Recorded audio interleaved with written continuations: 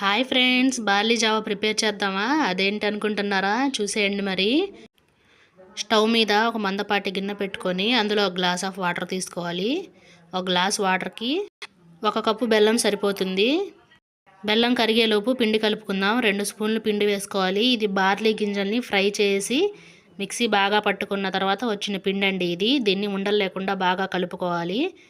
Consistency అనేది ఇలా ఉండాలండి. ఉండలు లేకుండా చూసుకోవాలండి. ఈలోపు బెల్లం కూడా కరిగిపోయింది. ఒకసారి బాగా కలుపుకోవాలి, బెల్లం అనేది ఏమీ లేకుండా అడుగున. ఇప్పుడు బెల్లం మొత్తం కరిగిపోయింది కదండి. ఇప్పుడు మనం ప్రిపేర్ చేసుకున్న పిండిని ఇందులో పల్చగా వేసుకోవాలండి. వేసుకొని ఆపకుండా బాగా కలుపుకోవాలి, లేకపోతే ఉండలు కట్టిపోతాయి.